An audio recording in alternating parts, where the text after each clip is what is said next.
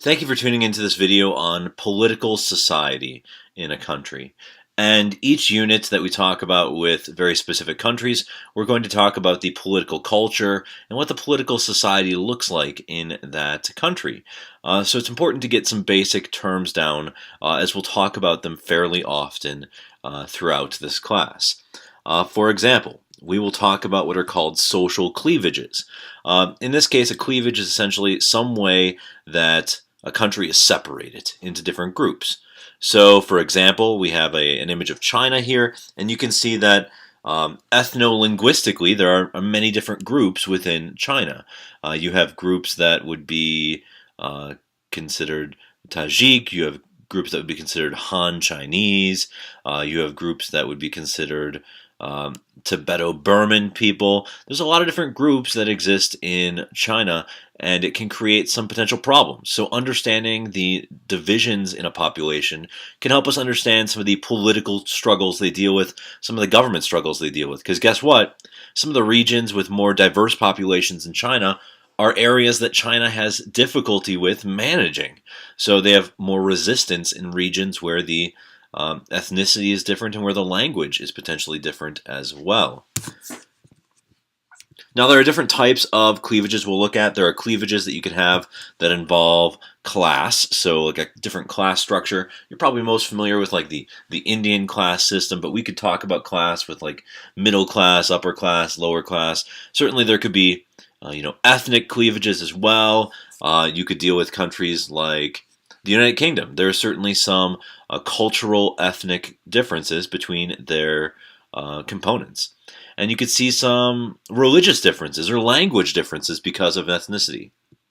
Now, ethnic cleavages tend to be the most dangerous to a state because it could lead to major divides. We'll talk about Nigeria and how the country is very divided on religion and on ethnicity, to the point that you have different groups that are willing to fight each other, to go to war. And we've seen times where parts of Nigeria have tried to secede, tried to leave.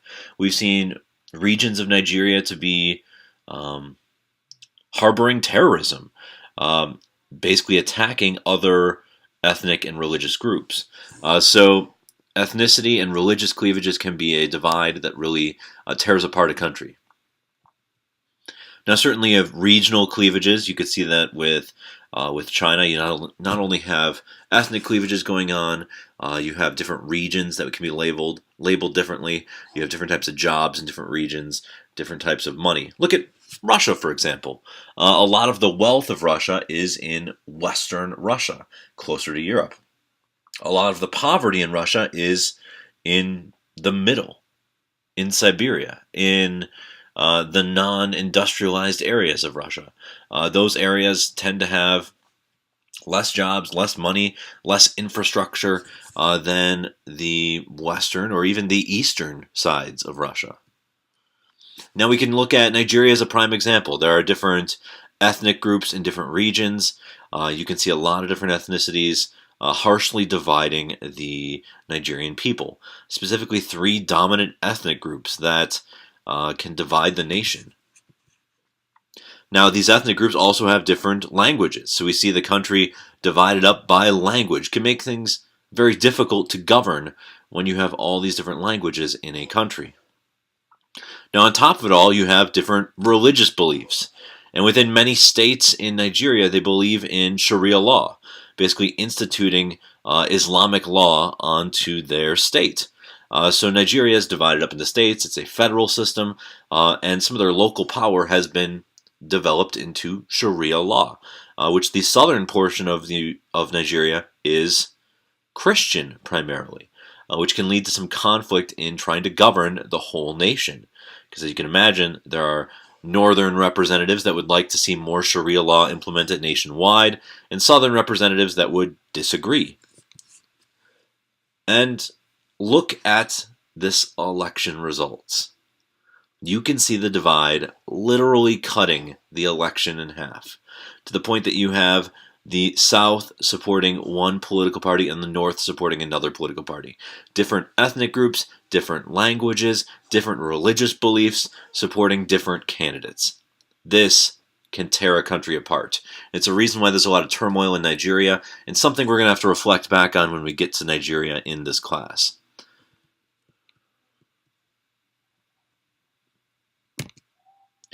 Now, also something to point out from this is there's different type of cleavages as far as nationwide. You can have what are called coinciding cleavages, which basically mean that you have a harsh divide between two or more sides of a country.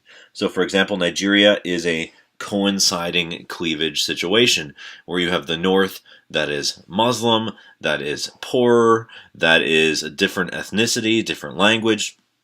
Then the South, that tends to have the same language, tends to have the same ethnicity, tends to be Christian, tends to be wealthier, tends to deal with oil more, tends to have more interaction with Western nations.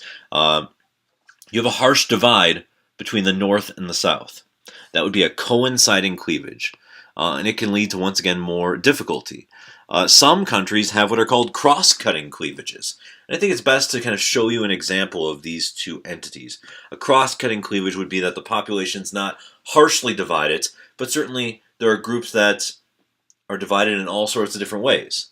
So, for example, here you have on the top, you have Belgium with you have a coinciding cleavage. So you have the North, Flemish-speaking, they call themselves Flanders, they're wealthier, and the South is French-speaking, and they're poorer. They're very harshly divided. Highly fragmented political parties are created from this. Whereas if you go to Switzerland, there are people that are German, and there are people that are French, and there are people that are Italian-speaking.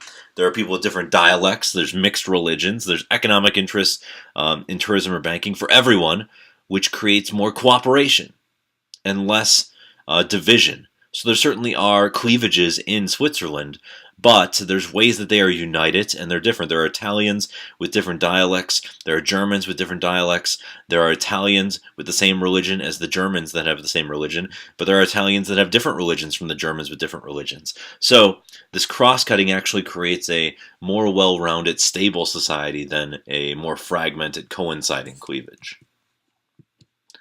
Now, certainly we could talk about some other terms as well, like political efficacy, which is just the idea that citizens believe that they can influence and understand political events. So in the United States, we'd probably say that Americans have a pretty good political efficacy as far as understanding events. Now, certainly there is a belief in some people in America that their vote doesn't matter, and that hurts political efficacy and hurts voter turnout. But certainly there are countries where political efficacy is worse than the United States, where they don't understand politics, they don't understand government, and maybe they feel like they have no way to possibly influence the system. In the United States, a lot of people still understand in elections. Certainly there is some realm for understanding how government works at times, but political efficacy is an issue we can talk about. Now, social capital is how much we trust the government, trust the state. It's the amount of trust we have between those two entities. Transparency is probably the most obvious of these terms. Transparency is about how well we can see the government, how well they are in communicating to the people. So a country like Iran may lack with transparency. They may not be very open about what's going on in their government. Whereas in the United States, it's pretty transparent. You can see what government's going on. Certainly there are some behind doors meetings. There are some negotiations that the United States population is not a part of, but we can see overall what's going on, and certainly there's articles about corruption, and there's politicians getting taken down by the media and taken down by elections because they aren't good politicians. Now, there is a term called political socialization. You may have heard about it when you took AP Gov, if you took AP Gov. Political socialization is all about the development of your political beliefs. So at this point in time, we've all been pretty much socialized.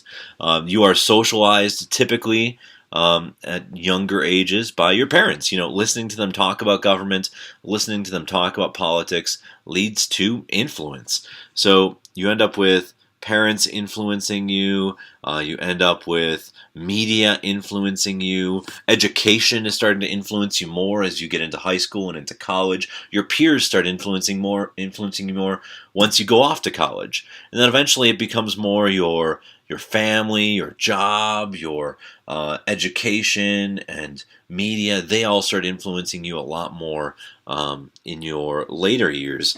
And you can get kind of stuck in your political ideology. So political socialization is kind of the building of that ideology, those beliefs. Certainly part of socialization is building up a culture of what's important in a country. So for example, the United States values strongly the Constitution, checks and balances, separation of powers. These are kind of big keywords that the United States values as part of our political culture.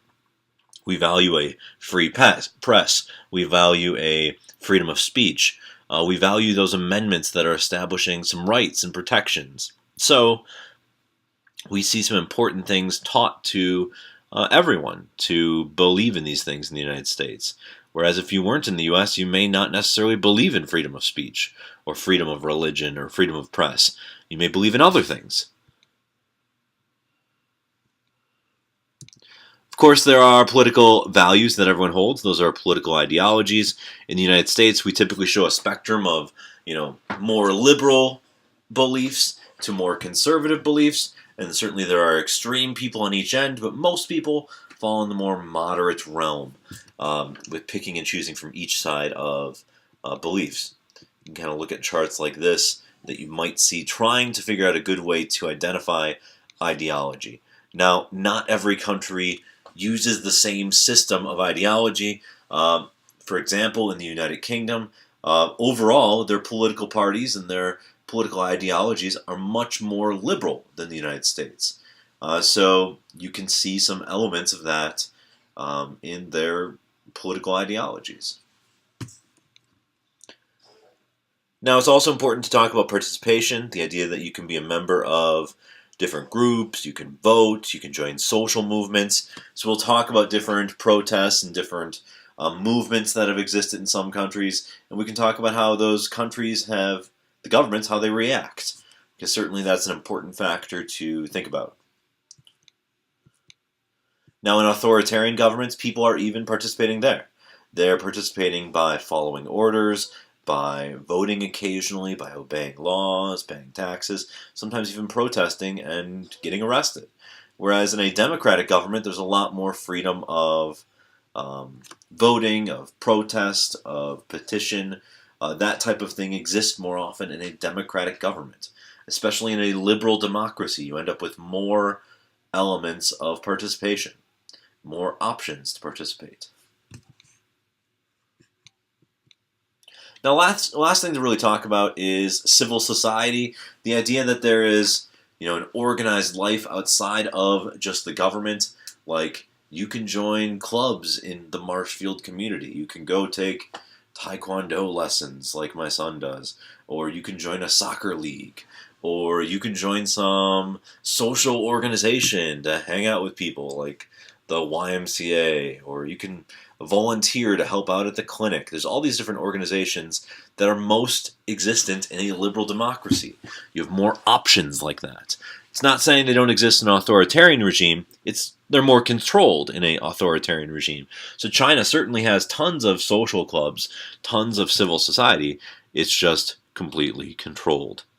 Now, these help prevent tyranny, and certainly they promote things like non-governmental organizations, the existence of aid organizations, the existence of relief organizations. All of these are helped in part by a more open civil society. So there's groups like Doctors Without Borders that go around the world helping out different communities that may not have a lot of doctors, may not have a lot of medical care. And countries can be resistant to NGOs, resistant to allowing them to exist. And I have a great video about NGOs that I'll show you in class, or I'll attach to this video as well. So lots of different groups that can be part of a civil society. When we talk about different countries, we can talk about what they allow, what they don't allow. Like we could talk about China and how they certainly create youth clubs but they also don't want any churches, per se. And they definitely don't want any trade unions. Now, mass media is certainly going to be something to talk about as well. How much control is made over the media? How much control is not made over the media? Does government regulate what they can talk about, what they can't talk about? That'll be an interesting discussion we can have as we start rolling through some of these countries. And that is all for now. Hope you have a good rest of your day.